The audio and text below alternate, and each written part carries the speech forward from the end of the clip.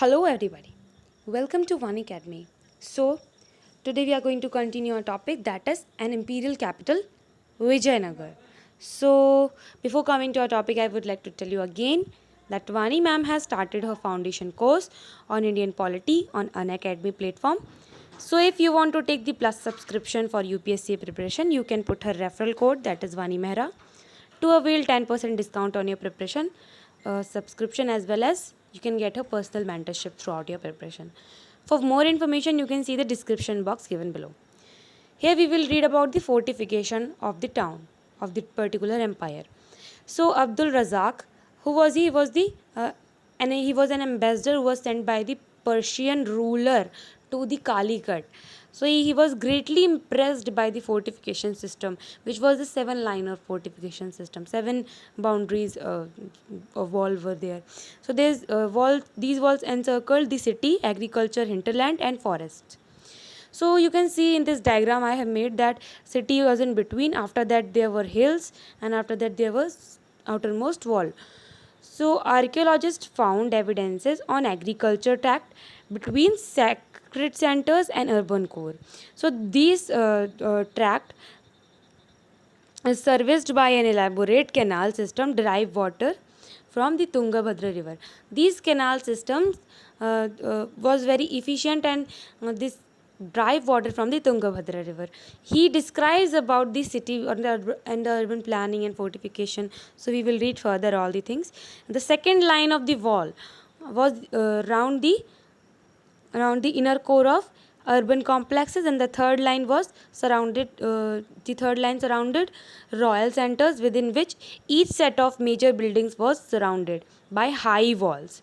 So for the security purpose, those walls were high.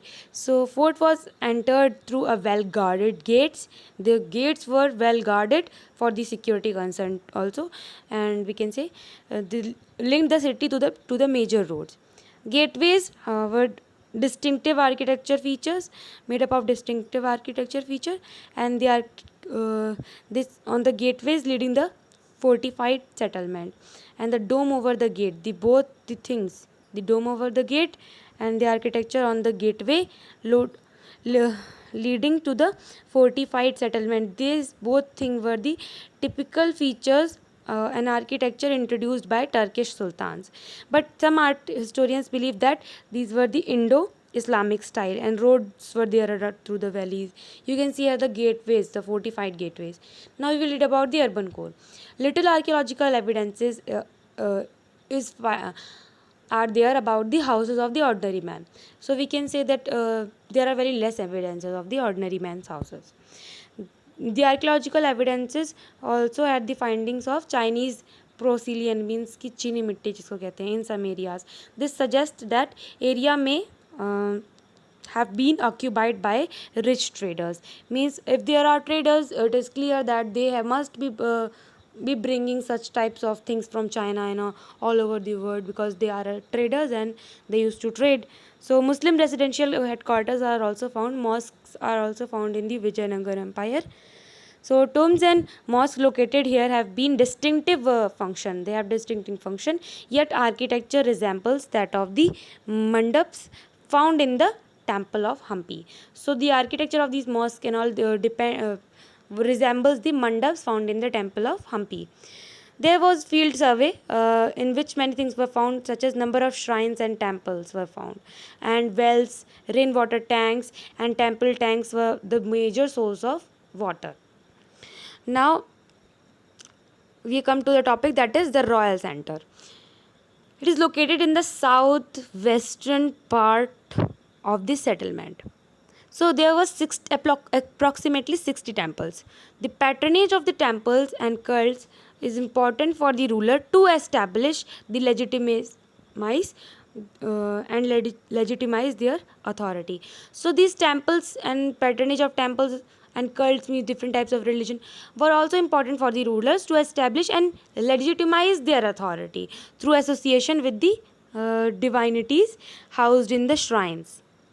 The 30 buildings complex have been identified as palaces. These 30 buildings were the large structure and they were identified as the palaces. So temples were constructed entirely on masonries, while the superstructure of the secular buildings was made on the perishable material of the perishable material. Now we will read about the Mahanavami Dikas. So the king's palace, the largest of the enclosures, have the two impressive platforms, that is the audience hall. So the entire complex was surrounded by the high double walls with a secret running between them. Okay, so this audience hall is only known as the Mahanavami Dikka. So this was on the high platform. This platform with slot for this platform with made up of the slot for the wooden pillars at close. So this platform has also some carvings, a distinct architecture features on that. So it had a staircase going up to the second floor. The pillars were the pillars were closely placed and spaced. We can see here these are the carvings on that platform on which the audience hall was made. It was located at the highest point in the city. That audience hall, Mahanavami Dikka was a massive platform, and this was the highest point of the city, and rising base of about it was having a rising base about 11,000 square feet to the height of 40 feet. So rituals associated with this structure probably coincided with Mahanavami of the 10th day Dashera. In Hindu festival we can see Dashera, okay, Durga Puja in Bengal, and Navratri and Mahanavami in the peninsular region of India. So kings display their patronage power on this occasion, this type of occasion. In these types of occasion, king displayed their prestige and power. Ceremonies were performed, rituals were performed and presented at that time.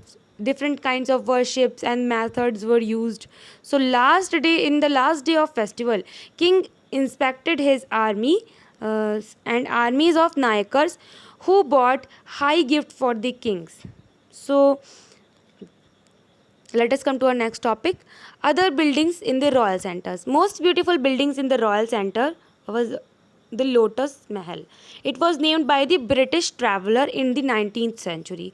So while most of the temples were located in the sacred center, there were several in the royal centers as well. So most of the temples were located in the sacred center as well as the royal centers also. One of the most spectacular was the Hazara Ram temple. It was probably meant to be used only by king and king's family. This temple was probably meant to be used only by king and his family. So images were missing in this central shrine. Okay, and sculpted panel on the wall survived. These includes the scene from the Ramayana sculpted on the inner wall of the shrine. So here you can see the lotus temple.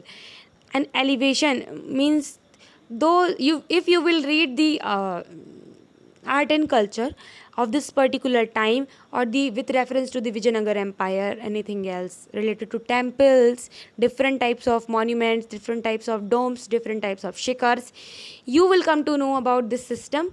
And Here you can see that we can see in front of our eyes, that is Lotus Mahal, which was the most beautiful, one of the most beautiful buildings in the royal center. It was the building in the in the royal center.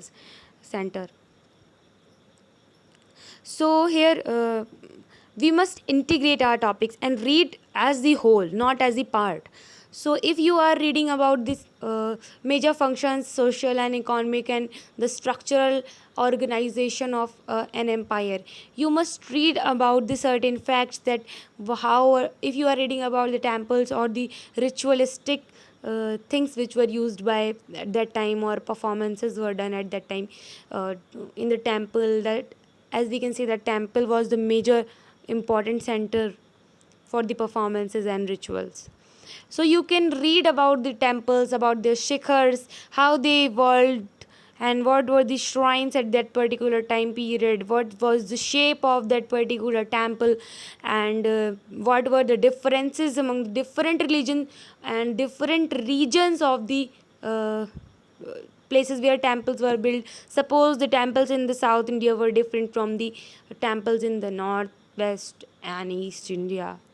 So you can locate everything from here, and you can read it as an integrated topic. So today we are ending our lecture. Thanks for watching. Please like, share, and subscribe our channel Vani Academy, and also hit the bell icon for the latest updates. We are here to empower, involve, and encourage you. Thank you and have a nice day.